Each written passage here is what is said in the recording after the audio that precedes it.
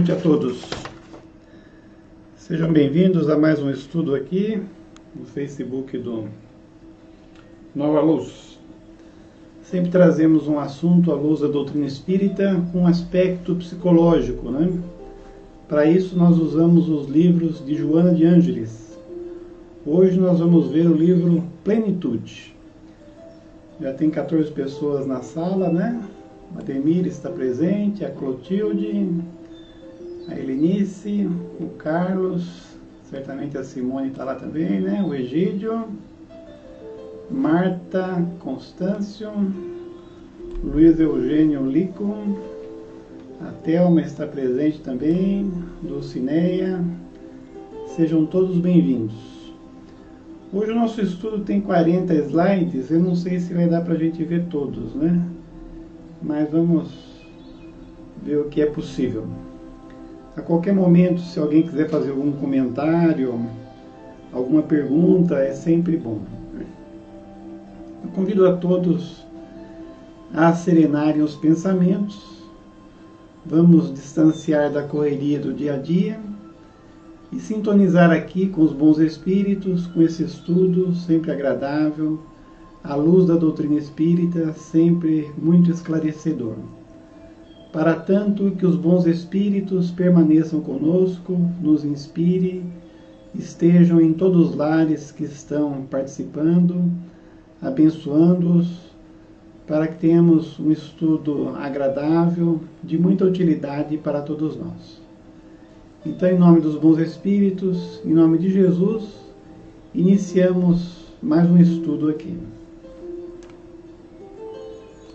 Então hoje o nosso tema é caminhos para a cessação do sofrimento. Quem não quer acabar com o sofrimento, né? Então é sempre um assunto importante. Considerando-se que os sofrimentos são causados pelos desconcertos do espírito, que desarmonizam o fluxo da energia, permitindo a instalação das enfermidades físicas, mentais e morais, a forma eficaz para que cessem devem atingir o seu fulcro gerador, graças a cujo comportamento será interrompida a onda perturbadora. Então tudo o que acontece no nosso corpo, né, não só as coisas boas, mas também o sofrimento, é sempre reflexo do espírito. Como se diz, mente sã, corpo são. Então, quanto mais nos harmonizarmos com as leis divinas, quanto mais o nosso espírito conseguir ter paz e fazer o bem a outras pessoas, né, mais o nosso corpo vai refletir essa harmonia e essa saúde. Na mente lúcida surgirá então a tranquilidade, encarregada de produzir a saúde, que se irradiará por todo o organismo, produzindo o equilíbrio. Assim, os caminhos constituirão o seu remédio eficiente. Enquanto não houver uma consciência de saúde real, o ser transitará de um para outro sofrimento. Principalmente aqui no Ocidente, né, nós temos o hábito, quando nós temos alguma doença, algum incômodo físico, de tomar um remédio. Mas normalmente o remédio, principalmente o alopático, né, ele combate o efeito, quer dizer, a dor que está acontecendo ali naquele momento, mas não a causa. Então hoje aqui, vendo o lado espiritual da vida, nós veremos que sempre a causa dos nossos problemas, sejam físicos, sejam emocionais, é sempre o espírito. Então, quanto mais conseguirmos harmonia, né, agirmos conforme as leis divinas, nós transmitiremos para o nosso corpo essa harmonia e não precisaremos tomar os remédios, né?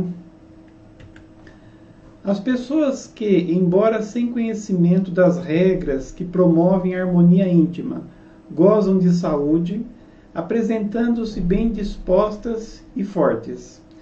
Então tem pessoas, né, que mesmo que não saibam das leis divinas, mesmo que não vá a templo religioso nenhum, elas têm uma saúde fruto do equilíbrio espiritual que elas têm. Aliás, eu conhecia um senhor que ele não tinha nem gripe, né? Ainda mais no momento desse aí do Covid, é maravilhoso você não ter gripe, né? Porque hoje, se você tiver um resfriado e espirrar, o pessoal já te olha torto já, né? E ele tinha uma saúde muito grande, mas fruto do equilíbrio mental dele, era uma pessoa muito equilibrada, mas também da alimentação dele. Era uma pessoa que fazia exercício, ele comia muito bem, né? Frutas, legumes, e consequentemente tinha saúde, né? Jesus, portador de equilíbrio pleno, considerava o amor como a causa única para a realização ideal do ser. Jesus, que é o administrador do nosso planeta, e tivemos o prazer de vir aqui à Terra e nos trouxe a sua doutrina, toda a sua doutrina, ela se baseava na lei do amor. Ele dizia, o amor, né, cobre multidões de pecados. Ele dizia, amai a Deus sobre todas as coisas e o próximo como a si mesmo, né? Então sempre a sua doutrina era em torno do amor. A mutilação ou ausência do amor a Deus, ao próximo ou a si mesmo, que seria o tríplice aspecto do amor, né, a si, ao próximo e a Deus, produz a insatisfação, o desajuste, o desequilíbrio da energia, tornando-se fator causal de doenças e de sofrimentos. Para nós entendermos a necessidade do amor, o quão bom é termos esse sentimento, é só pensarmos ao contrário, né? Os defeitos contrários ao amor seria o egoísmo e o orgulho. E quando nós somos egoístas, não pensando na maioria, né, na nossa família, na sociedade, nós prejudicamos muitas pessoas. Então, tudo que fazemos pensando só em nós, não parte do amor. Já quando nós nos importamos com a família, nos importamos com as pessoas no nosso trabalho, nos importamos com as pessoas na sociedade e não fazemos mal a ninguém, aí estaremos dando mostra desse amor. O desamor é, em realidade, uma doença, cuja manifestação se dá de imediato ou posteriormente, assinalando o ser com processos degenerativos da personalidade, que instalam no organismo os vírus e bacilos agressivos. Então nós falamos em vírus materiais, né? O mais famoso no momento aí é o coronavírus, né? Mas existem também os vírus da alma, né? Então espiritualmente você pode estar doente e ter essas bactérias, esses vírus, né? Que a causa está no desamor. Então, sempre que eu sou egoísta, que eu penso só em mim, que eu agrido as outras pessoas ou prejudico as outras pessoas para conseguir os meus interesses pessoais, eu vou estar instalando no meu organismo esses vírus, né, espirituais aí que vão traduzir em coisas materiais. O Vec entrou também, boa noite, né? Abel Camargo, Creuza Morales está presente. Ana Maria também presente. A Bárbara, Babi, eu esqueço que é a Bárbara, que você fala que é a Bárbara. A Bárbara acabou dela. Aline, Dona Paula também deve estar lá com a Bárbara, né? O Djalma também, seja bem-vindo. Luiz. Vamos ver se eu falei todo mundo. Eu acho que sim. Do Cine já tinha falado. Isso. Então podem falar aí, minha gente, podem comentar, acrescentar, que é sempre bom. A somatização dos problemas emocionais, né, quando eles se materializam, que decorrem da insegurança e do medo, aqui vem já os desequilíbrios do espírito, né? Então quando você tem insegurança e medo, é sinal que você não está fazendo a coisa certa. Então quanto mais você conhece e pratica as leis divinas, você não tem insegurança. Mesmo que as pessoas não te aplaudam, não te reconheçam, né? Ou acham que você está fazendo a coisa errada, você não tem insegurança porque você está ali baseado, né, no que você acha certo, nos seus conceitos, e você não vai ter insegurança e medo. A mágoa e o ódio A mágoa e o ódio tem a ver exatamente com a maldade, né? Então a pessoa que faz o mal para os outros é porque ela não tem amor. Então se você conseguir ficar magoado, né, ressentido quando alguém lhe faz o mal, né, e tiver o ódio, então aí você não está amando. Aliás, diz que a pior coisa que pode nos matar nesse mundo é o ódio. Então a gente fala das guerras, né? Fala das pandemias, mas diz que o que mais mata as pessoas no mundo é exatamente o ódio. E até essa insegurança aqui, né, que nós falamos para trás, também está sendo uma causa de muitas mortes hoje, que gera o suicídio, né? Então as pessoas desequilibradas emocionalmente, que não conseguem resolver os problemas, é porque elas têm essa insegurança e acabam se matando. É responsável por graves patologias orgânicas, assim como as diversas enfermidades físicas, produzindo distonias emocionais e perturbações psíquicas lamentáveis. O problema é que, como nós vivemos no mundo material, pouco discutimos essas questões do espírito, e de uma maneira mais lúcida, né, mais racional. Porque a maioria das religiões, elas são apenas emocionais, e você acaba tendo a imposição que você tem que amar, mas não sabe exatamente o porquê. A doutrina espírita, que tem esse aspecto filosófico, que é o que nós estamos estudando exatamente aqui, ela nos ajuda mais nesse sentido, porque aí nós sabemos a necessidade do amor de uma maneira mais objetiva, né, mais racional. No caso aqui, se você não tem as consequências desses erros, né, a gente não fala pecado no Espiritismo, a gente fala erro, porque o erro pode e deve ser corrigido. Então, no primeiro momento, quando você tem ciúmes, rancor, ódio, mágoa, né, você está se prejudicando. Mas principalmente quando esses sentimentos se traduzem em fazer o mal para as outras pessoas, as consequências disso virão em outra existência. Então, muitos dos problemas que as pessoas têm hoje é exatamente o mau uso que fizeram do livre-arbítrio no passado com esses sentimentos, né, de ódio, de mágoa, né, ciúmes e etc. Quando o amor, conforme o conceito de Jesus, assenhoreia-se do ser humano, vitaliza-o e irradia paz, gerando uma psicosfera rica de vibrações de equilíbrio, graças às quais a saúde se exterioriza de forma positiva, inundando a vida de esperança, de altruísmo e de realizações edificantes. Então, ao mesmo tempo que o amor, né, ele dá a paz, a tranquilidade, já o egoísmo e o interesse pessoal, o ego ferido, já dá um sentimento ruim. Por exemplo, se você escuta um comentário de alguém sobre você, né, e você se imune desses sentimentos negativos, né, de insegurança, de querer revidar o mal que você pensa que a pessoa te falou, você vai se encontrar com essa pessoa e vai discutir de uma forma pesada, né? E vai se sentir mal, às vezes até antes de você discutir com uma pessoa que falou mal de você, por exemplo, você fica com dor de barriga, você fica com dor de cabeça, você se sente mal, às vezes você não dorme 1 ou 2 noites. E já se você tem algum comentário que fizer de você e você quer resolver, porque é bom a gente conversar quando alguém fala alguma coisa da gente, e você for conversar de uma maneira tranquila, né, você não vai com 10 pedras na mão, é com amor.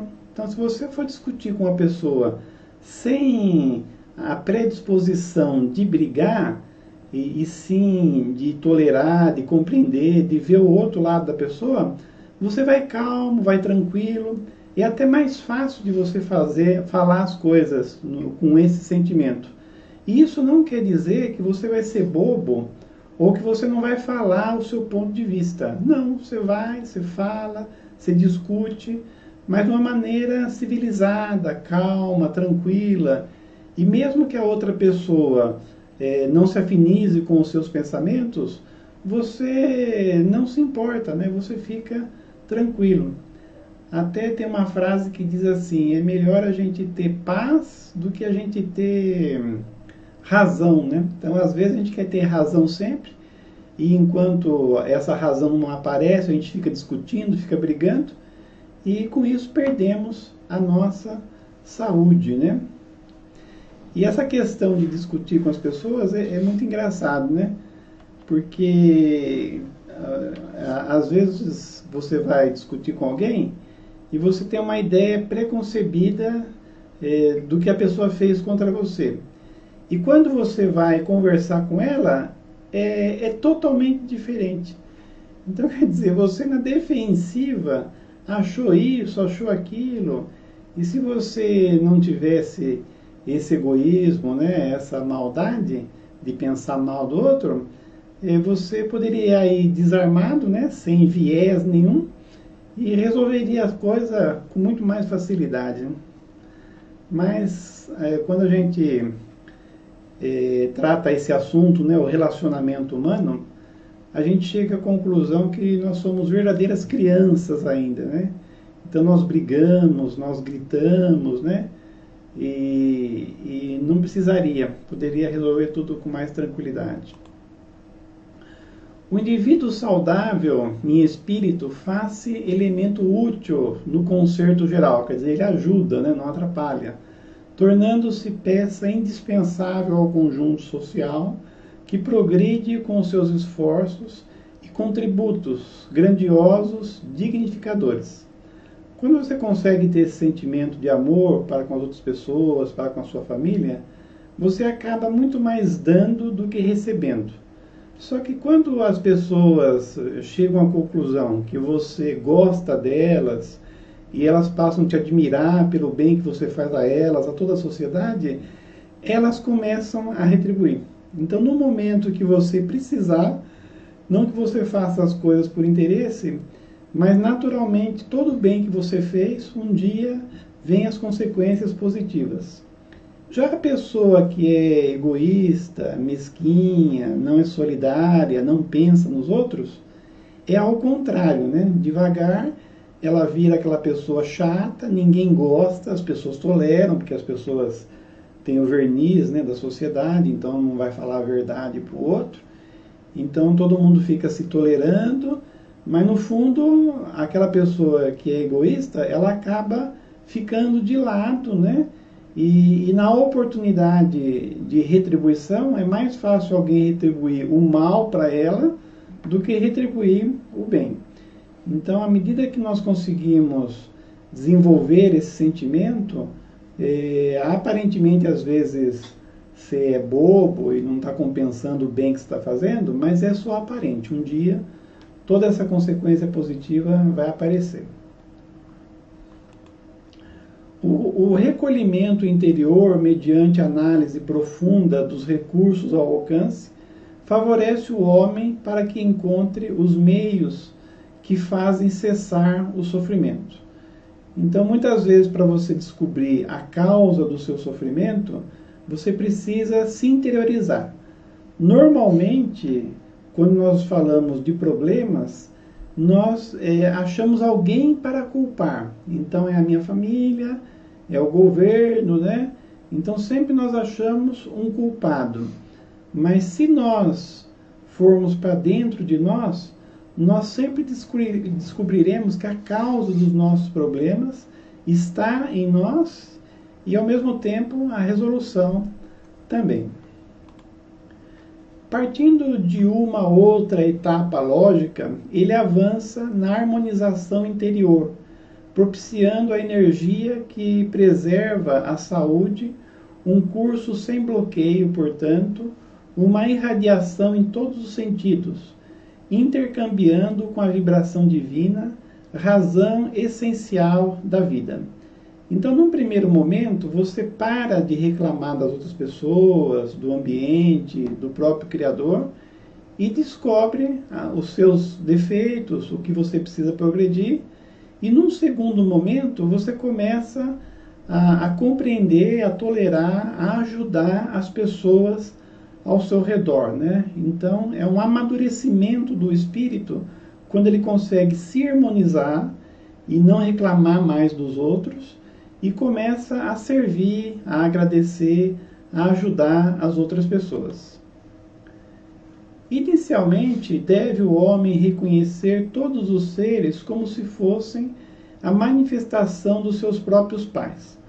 Agora a Joana começa a falar aqui de uma terapia, de como nós conseguirmos não desgostar de ninguém.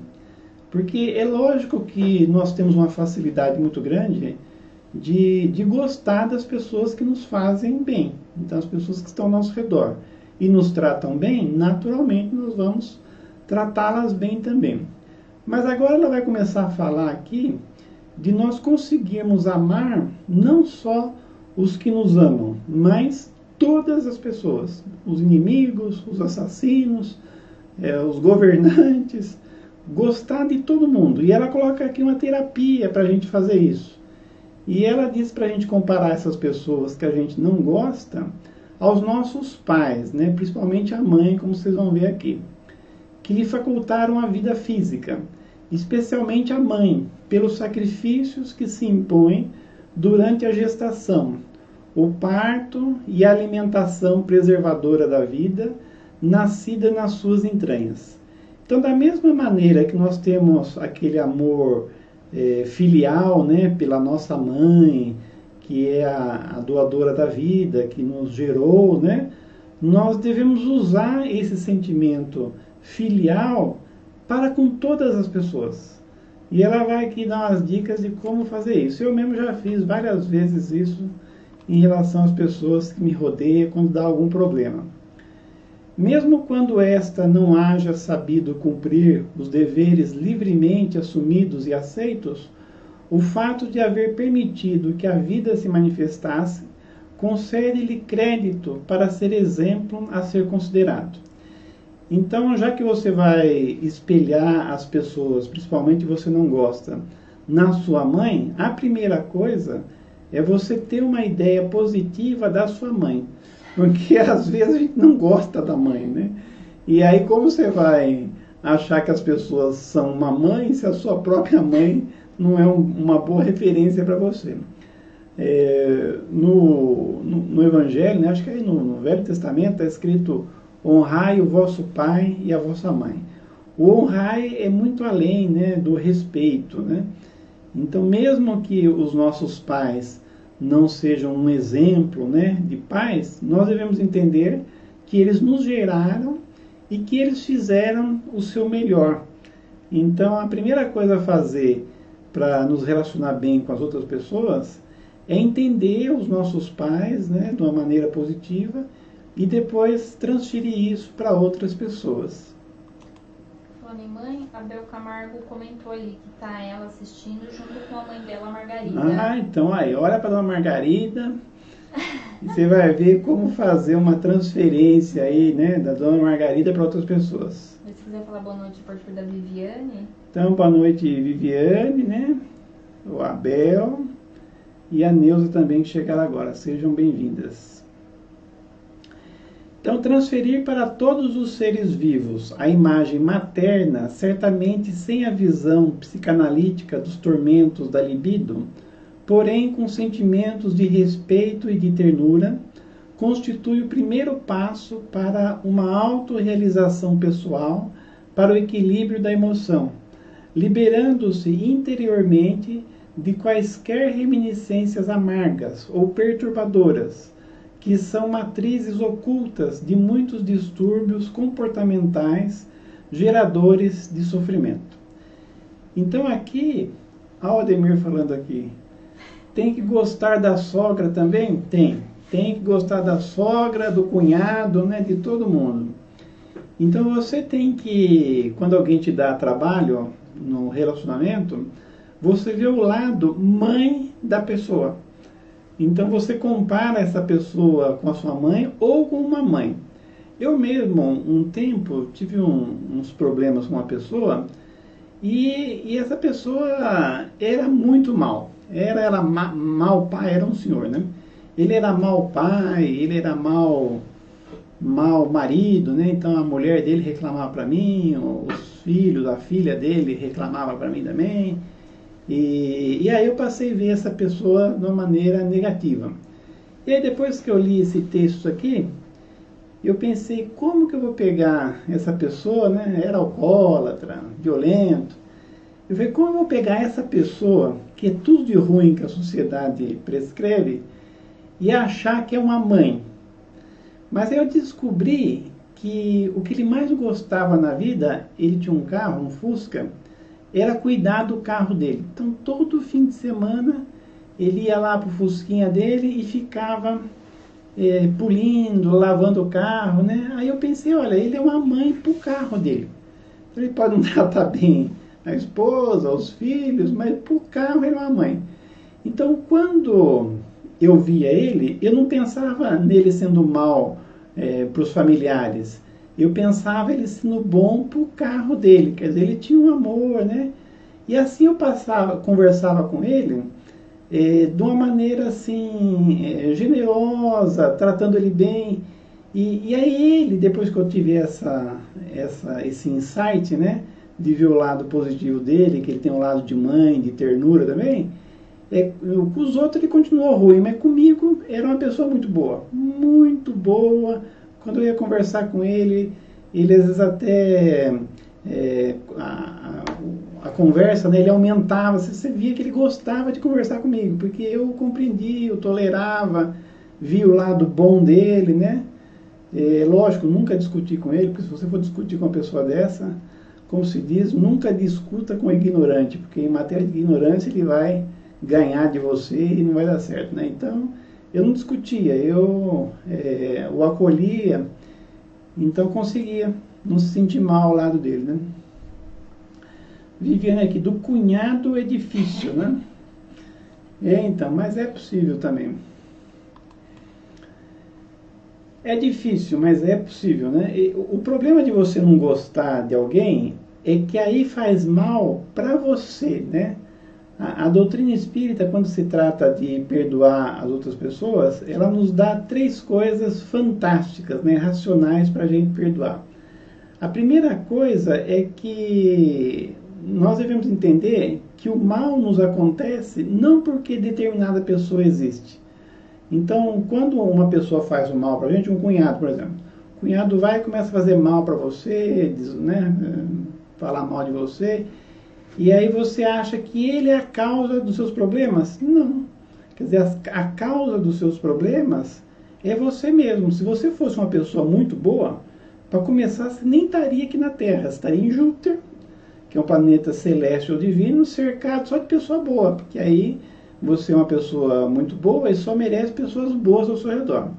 Então, na verdade, a primeira coisa que nós temos que fazer em relação aos nossos inimigos é saber que eles não são a causa do nosso problema. A causa somos nós.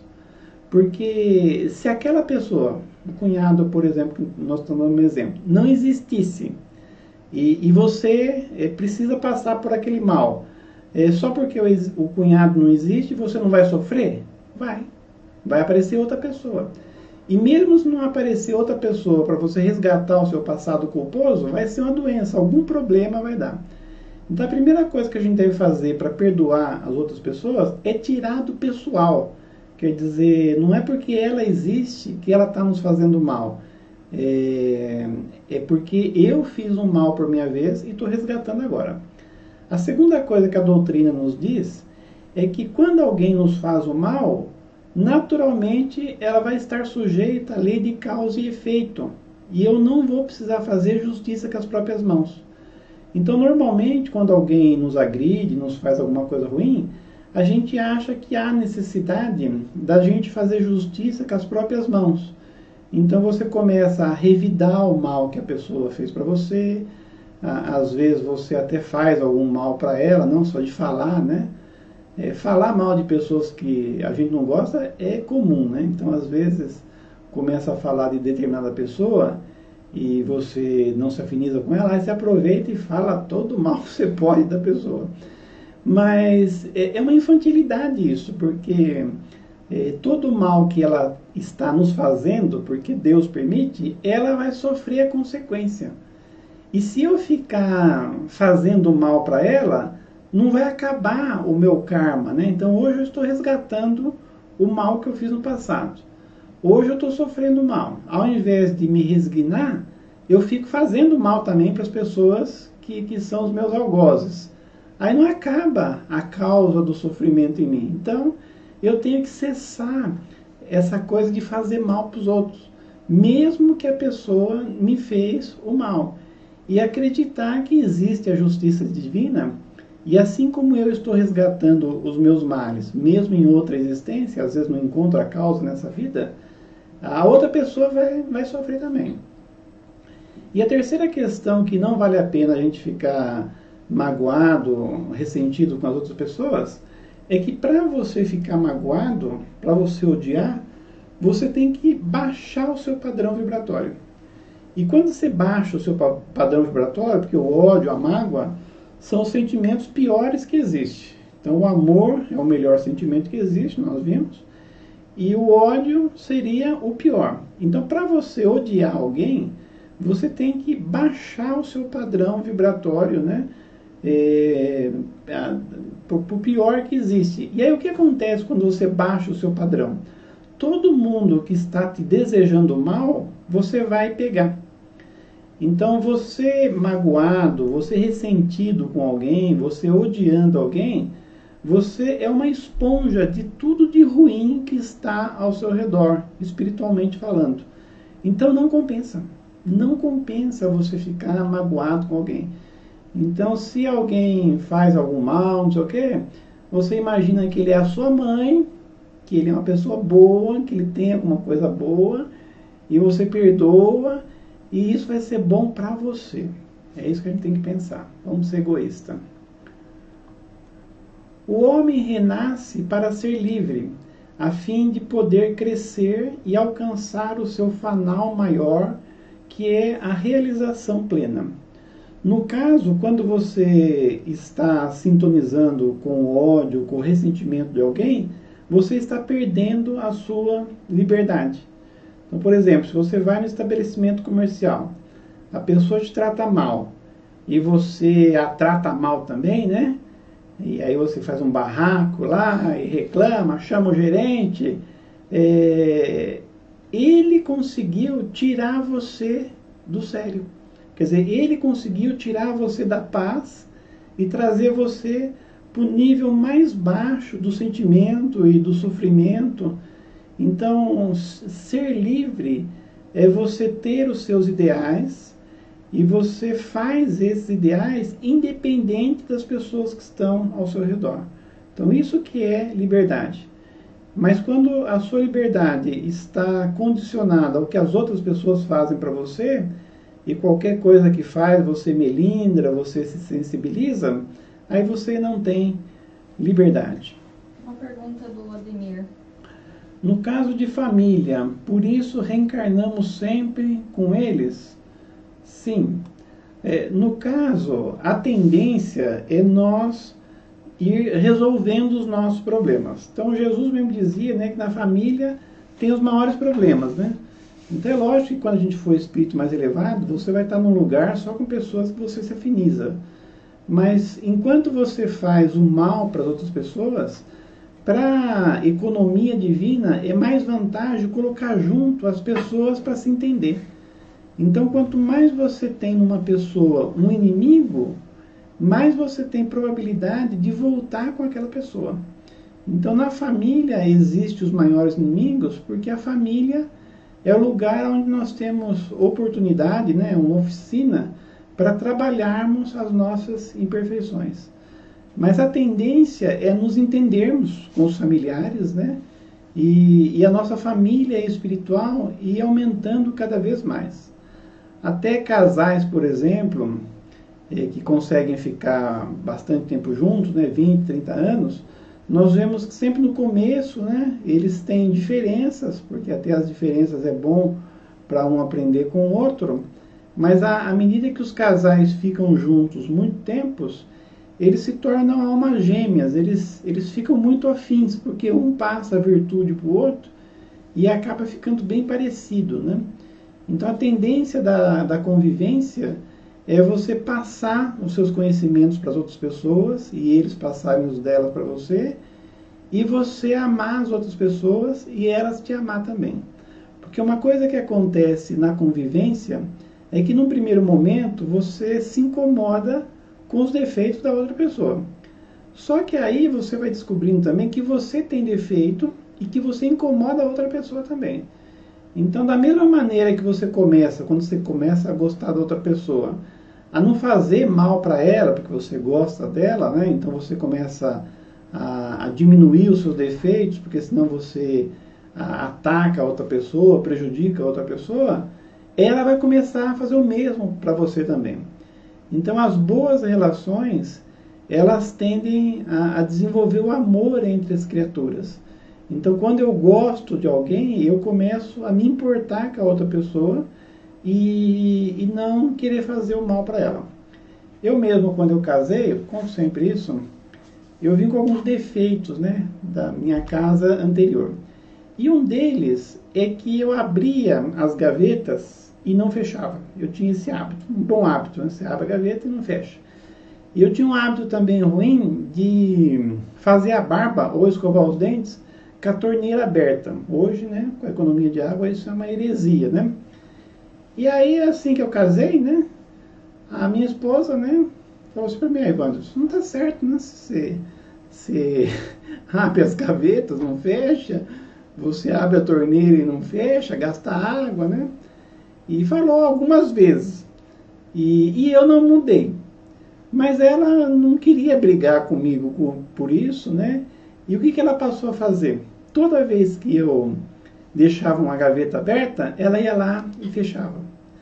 E no banheiro também, porque a banheira eu não só ficava com a torneira aberta, como eu saía do banheiro e deixava a torneira aberta, né? Então, minha memória é peixinho dourado, eu esqueço, né?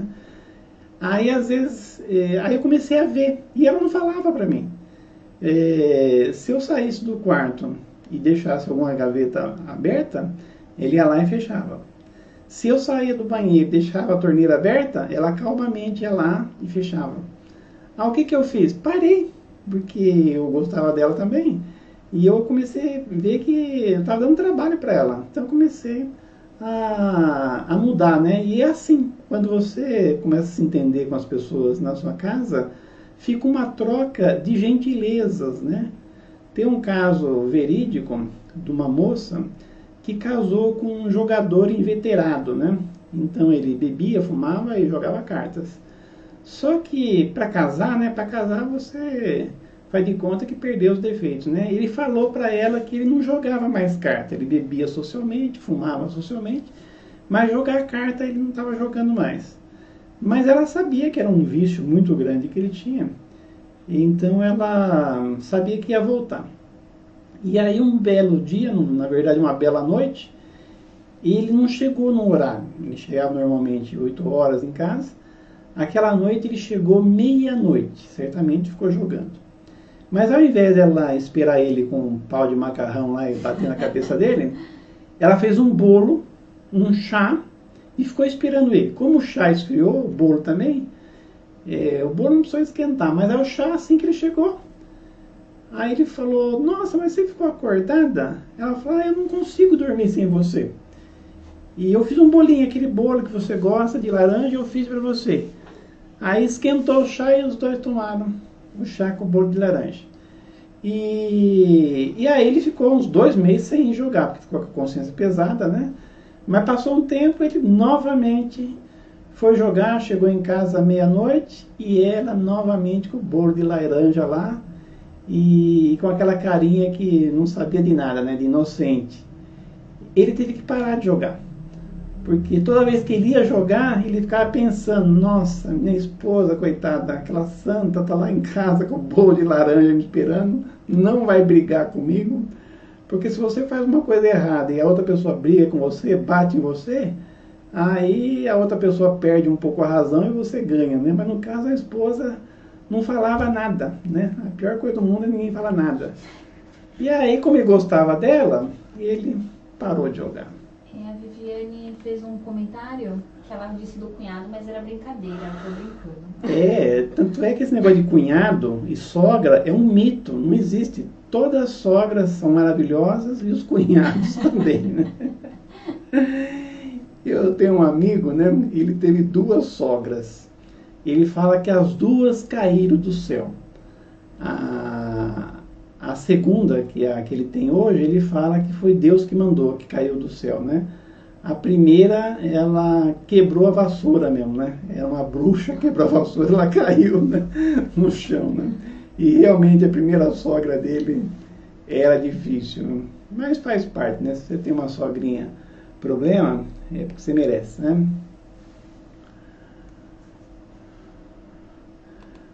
Vamos até o 20 aqui, para a gente ver metade hoje. Toda amarra emocional negativa com a retaguarda do seu processo de evolução torna-se-lhe uma carga constritora, responsável por inúmeros problemas afligentes.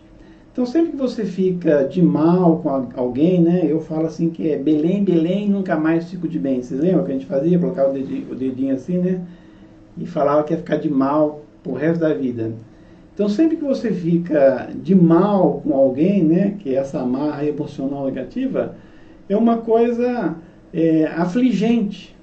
Eu até digo que o grande problema das discussões e você brigar com algum relacionamento é que depois você tem que fazer a manutenção da briga. Então, se você briga com alguém, aí quando você encontra ela daqui 1, 2 anos, você não pode sorrir, você tem que fazer cara de mal. E se você for conversar com ela, você não pode conversar de uma maneira espontânea, brincar, não, você tem que falar sério, com voz assim, de comando, né? E se você vê a pessoa então num lugar público, é pior ainda, porque você não pode ficar olhando para onde a pessoa está.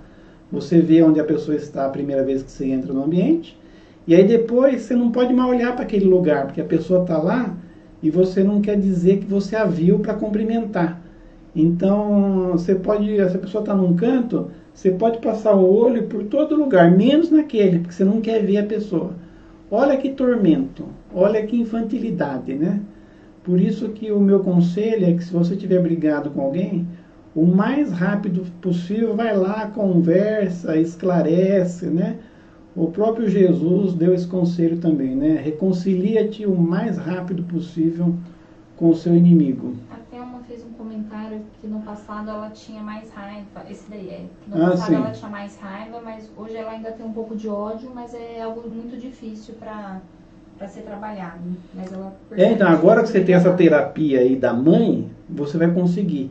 Então a pessoa que você tem algum ressentimento, veja o lado positivo dela, porque ninguém é de todo ruim, né? Aliás, se você pegar uma pessoa que está no corredor da morte, lá nos Estados Unidos, então o cara fez um mal para todo mundo, né? E você perguntar para a mãe dele, o que você acha do seu filho que está lá no corredor da morte, né? Aliás, eu li um livro que era exatamente sobre isso, né? Então o cara entrevistou várias mães de pessoas que estavam condenadas à morte, né?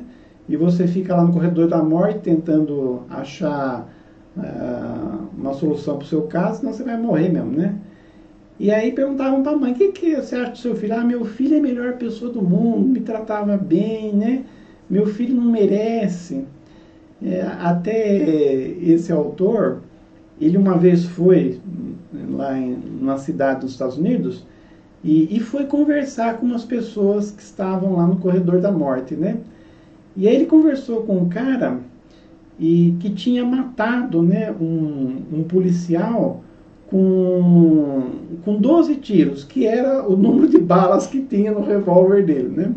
Porque ele estava com a namorada assim, num beco, né, namorando, e aí não podia, o policial veio lá e falou para ele parar de namorar.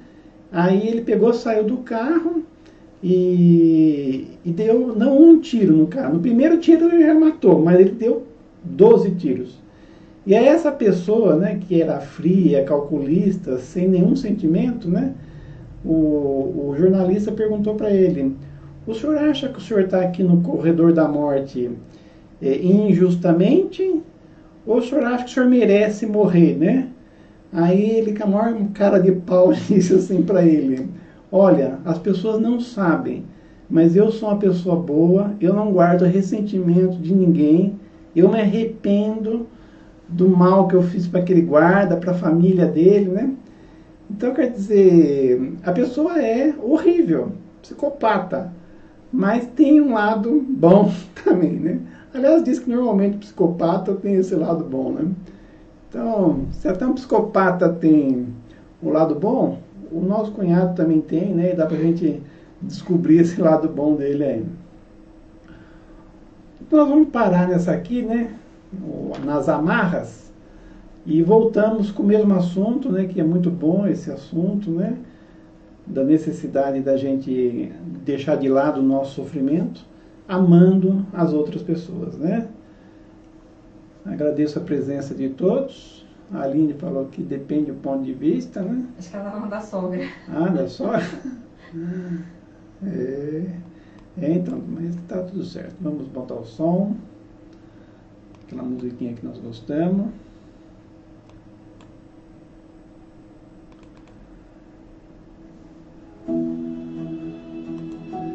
Então vamos acerenar, continuar com os nossos pensamentos acerenados, né? O estudo é bom porque ele acalma os nossos sentimentos, nos faz ver a vida por um outro prisma, né? Mais tranquilo, mais de conformidade com as leis divinas.